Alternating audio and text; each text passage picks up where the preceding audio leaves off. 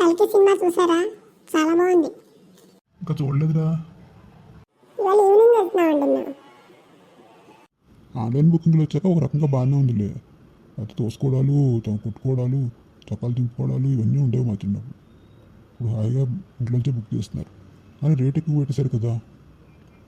నువ్వు ఏ రేట్లో కన్నా టికెట్? ఎక్కువేనండి, 1500 పెట్టుకున్నాను. ఎందుకు టీవీలో యాడ్స్లో కూడా చిన్న చిన్నవి ఇస్తున్నారు కదా, చిన్న చిన్న క్లిప్పింగ్లు. దానివల్ల థియేటర్కి అందరూ వెళ్ళి చూడాలని కొంత ఇంట్రెస్ట్ కలుగుతుంది. శాతం మరి మా టైంలో అవేం ఉండవు కాదు, అసలు టీవీలో ఉండేవి కాదు.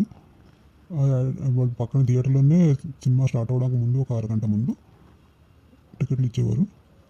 ఈ లోపల అక్కడ స్టిల్స్ ఉంటే అవి చూసేవాళ్ళం అంతే, అంతకుమించి ఇంకేం ఉండేది కాదు. పైగా ఏంటంటే సినిమా కూడా 1-2 థియేటర్లకే ఇచ్చేవారు అప్పట్లో.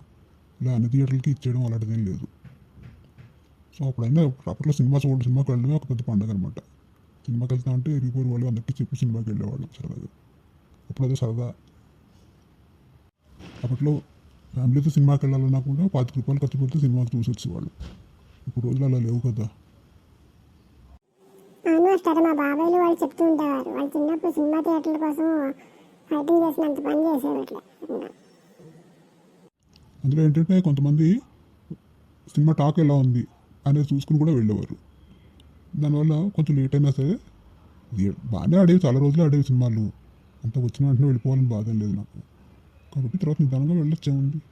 మంచి సినిమా ఎప్పటికైనా చూడలేకపోతాం మనం. అప్పట్లో మేము చూసిన మాయాబజార్, గుండమ్మ కథ అలాంటి సినిమాలన్నీ కూడా ఒక్కొక్కటి ఒక మాస్టర్ పీసు. ఒకటే ఉంటాయి, ఎంత బాగుంటాయి అలాంటి సినిమాలన్నీ కూడా. మళ్ళీ మళ్ళీ చూసినా బోర్ కొట్టదు. ఇప్పుడు కూడా చూసినా కూడా మళ్ళీ ఫ్రెష్గానే ఉంటుంది, సినిమా బాగుంటుంది చూడడానికి కూడా. పైగా ఏంటంటే ఈ గ్రాఫిక్స్ లేని కాలంలో కూడా అప్పట్లో డైరెక్టర్ సినిమాలు చాలా బాగా తీశారు వాళ్ళు. విఠలాచార్య డైరెక్షన్లో సినిమాలు వచ్చేవి, ఎంత బాగుండేవో అవన్నీ చూడడానికి. వాళ్ళందరిలో గాలిలో ఎగిరిపోతుంటే అలా అలా ఎగిరిపోతున్నారు అనిపించేది మాకు. అప్పుడు ట్రిక్స్ ఉండేవి అనమాట, అలాంటివన్నీ పాటించేవారు వాళ్ళు. ఇప్పట్లాగా పాప్కార్న్ అని అలాంటివన్నీ థియేటర్లో కొనుక్కోవడం అలాంటివన్నీ అప్పట్లో తక్కువే ఎలా అయినా చెప్పాలంటే. అప్పుడు ఉండేవి పిడతకంది పప్పు అలాంటివన్నీ అక్కడ కూడా థియేటర్ దగ్గర పెట్టి అమ్మేవాళ్ళు. ఇంటర్వ్యూలప్పుడు బయటకు వచ్చి అక్కడ కొనుక్కునేవాళ్ళం. ఏదైనా కూల్ డ్రింక్ తాగితే తాగేవాళ్ళం, లేదా ఏదైనా ఐస్ క్రీమ్ కొనుక్కునేవాళ్ళం. మెయిన్ అంటే పకోడీ పొట్లాలు ఉండేవి. ఆ పకోడీ పట్టుకొని ఆ పొట్లం పట్టుకొని వెళ్ళిపోయేవాళ్ళం. చక్కగా సినిమా చూస్తూ తినేసేవాళ్ళం. భలే ఉండేది. అప్పట్లో పావలా ఇస్తే ఒక పొట్లం ఇచ్చేవాడు. ఇప్పుడు పావలాకి ఏమొస్తుంది, ఏమీ రాదు. సార్ మా పక్కింటి ఆంటీ అయితే థియేటర్ దగ్గర ఏం కొనుక్కుంటూ అన్నీ పైగా ఆవిడకి హెల్త్ కాన్షియస్ నాకు ఎక్కువ. అవును మాస్టర్ నిజమే, మా పక్కింటి ఆవిడకి హెల్త్ కాన్షియస్నెస్ చాలా ఎక్కువ.